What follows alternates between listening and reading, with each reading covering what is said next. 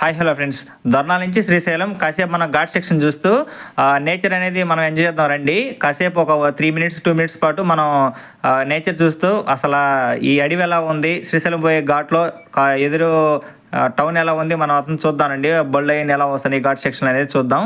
చూడండి, మొత్తం total 2 or 3 minutes skip చేయకుండా వీడియోని, చాలా అందంగా ఉంటుంది.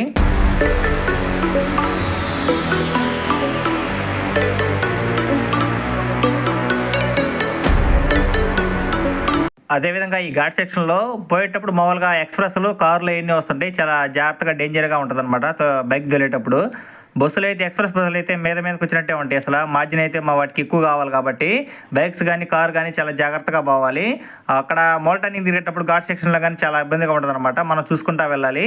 అప్పటికి చాలా స్పీడ్గా వస్తారు, 50-60 స్పీడ్లో వస్తారనమాట ఘాట్ సెక్షన్లో. అప్పుడు కొన్ని చోట్ల స్ట్రైట్గా ఉంటుంది, కొన్ని చోట్ల మలుపులు ఎక్కువగా ఉంటాయి. అక్కడ స్పీడ్ బ్రేకర్లు కూడా కొన్ని ప్రొవైడ్ చేస్తుండే అనమాట. మధ్యలో ఒక అడవిలాగా ఒక ఊరు కూడా ఉంటుంది. మీకు నెక్స్ట్ వీడియోలో మొత్తం పూర్తిగా అప్లోడ్ చేస్తాను అనమాట. వర్క్ ఇది దారి ఎలా ఉంది, వే ఎలా ఉంది, మరియు ఎదురు వచ్చే బొల్లు ఎలా ఉంటాయి, నేచర్ కానీ దీనికోసం నేను వీడియో చేశాను. కన్ఫామ్గా స్కిప్ చేయకుండా ఓవరాల్ వీడియో చూడండి. చాలా ఎక్సలెంట్గా ఉంటుంది అనమాట. సన్సెట్ కానీ గ్రీనరీ కానీ చాలా బాగుంటుంది.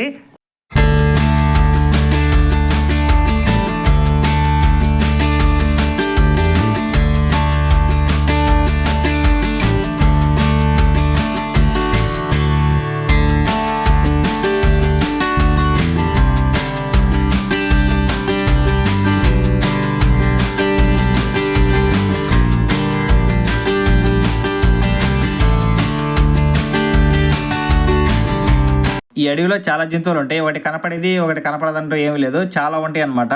మనకైతే రోడ్లో కొన్ని కోతులు కానీ కొన్ని ఎలుబండ్లు కానీ కొన్ని చీటాలు అప్పుడప్పుడు రోడ్డు మీదకి వస్తుంటాయి. చాలా జాగ్రత్తగా మనం బైక్ రైడ్ అనేది చేయాలి. కారులో కూడా జాగ్రత్తగా పోవాలి. కారులో పోయే వాళ్ళు కూడా చాలా భయపడుతూ ఉంటారు అనమాట. ఇక్కడ పక్షులు కూడా కొన్ని కనపడతా ఉంటాయి. కోతులు ఎక్కువ కనపడతాయి అన్నమాట కొంత దూరం వెళ్ళిన తర్వాత. కొన్ని రోడ్డు మీదకి మా ఫ్రెండ్స్కి అయితే ఎలుగుబంటి కనపడిందంట, చాలా భయపడ్డారు. ఇద్దరు వెళ్ళారు శ్రీశైలం. వీడియో మొత్తం నీట్గా చేశారనమాట, పర్లేదు. అప్పటికి ఎంజాయ్ అనేది చేసుకొచ్చారు. ఇష్టకామేశ్వరి గుడి కాడికి పోయారు. మెయిన్ అది కాకపోతే మన శ్రీశైలం వెళ్ళినప్పుడు ఇష్టకామేశ్వరి గుడి, అక్క మహాదేవి గుహలకు వెళ్ళటం చాలా ముఖ్యంగా ఉంటుంది అనమాట. నేచర్ చాలా సూపర్గా ఉంటుంది, మరియు రైడింగ్ కూడా చాలా బాగుంటుంది అనమాట ఇష్టకామేశ్వరి గుడి.